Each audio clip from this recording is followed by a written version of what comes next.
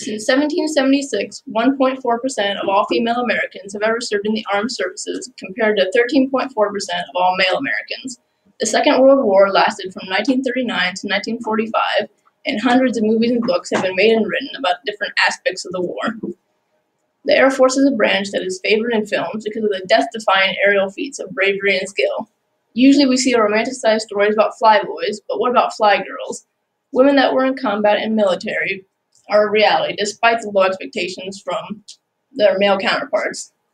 I invite you to listen as I go over some interesting females that served in World War II, including Jacqueline Cochran, a record-breaking pioneer in American aviation, the Night Witches, a Soviet unit of harassment bombers, and Nancy Wake, an Australian spy who saved hundreds of pilots and was hunted by the Gestapo.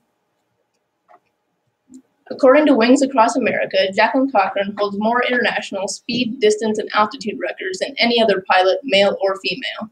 She grew up in Florida and was best friends with Amelia Earhart, and she got her pilot's license when she was 26. Soon after World War II started, she realized women might be needed in the war effort. She went to Eleanor Roosevelt for advice and then went to the General of the Air Force, General Hap Arnold, and proposed the idea of using female pilots. He rejected the proposal, but 2 years later, he came back and asked Cochran to put together an organization for women to fly America's military aircraft. They trained 1,074 women to fly new test planes, to carry targets through live ammunition just to help male soldiers, and to hold non-combat jobs that would free the males to go into real combat. They called the program WASP, which stands for Women Air Force Service Pilots. However, the program was canceled after just 2 years and was not accepted as an official military organization until 2010. Jacqueline Cochran was important because she went higher and faster into the frontiers of aviation than any woman before her. She also broke the glass ceiling and the sound barrier. She formed an organization that inspired young ladies to be a part of something they hadn't been able to before. Although she wasn't on the front lines, she still made a difference. Although women in combat were rare in America, on the Soviet front, a group of women called the Night Witches were helping out.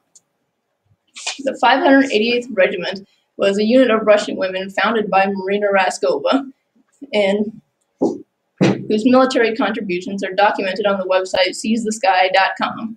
They specialized in harassment bombing, which meant they blew up supply depots, encampments, and base areas. They flew rundown PO-2 biplanes, which were usually used for training, but they were underfunded.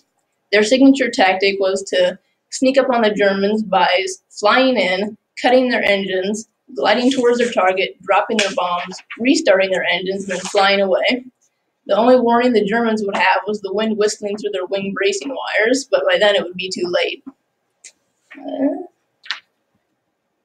Trying to detect the Night Witches with radar was virtually impossible because they flew so low to the ground. Infrared heat seekers didn't work well either because their tiny engines didn't give off enough heat to detect. Sometimes they flew 15 to 18 missions per night.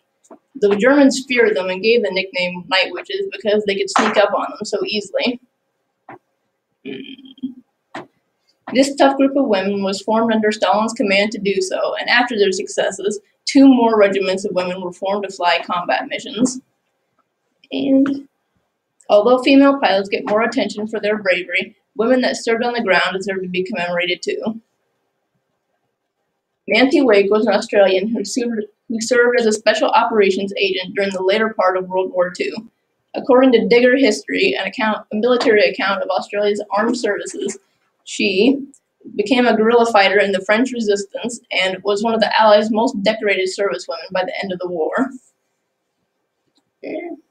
By 1943, she was one of the Gestapo's most wanted people and had a 5 million franc price on her head, which, if we account for inflation from the 1940s, was about $68 million. Outside of the fighting, though, she was the opposite of what you would think. She always wore designer makeup, and as one of her comrades said, "She is the most feminine woman I know until the fighting starts. Then she is like 5 men." The Germans nicknamed her the White Mouse because she could elude them so easily. One of her main objectives in World War II was to help POWs and Allied pilots who had gone down in occupied France to escape to Spain where they would be safe. Out of all her experiences, she survived 4 days of Gestapo interrogation. She helped hundreds of pilots, blew up many German supply depots, and last but not least, she killed a German sentry with her bare hands. She choked him when he was trying to alert another guard that she and her men were raiding a gun factory. And Nancy Wake fought with everything she had and showed that a woman was just as good as any male soldier. All the women I have touched on today were revolutionary for the time period they lived in and didn't always receive the recognition they deserved, even though men still greatly outnumber women in the military. But female icons such as Jacqueline Cochran and the Night Witches and WASP organization, the Night Witches, and Nancy Wake will continue to inspire young girls to not let anything stand in their way. Hopefully, like these women, the number of females in the military will continue to soar. Thank you.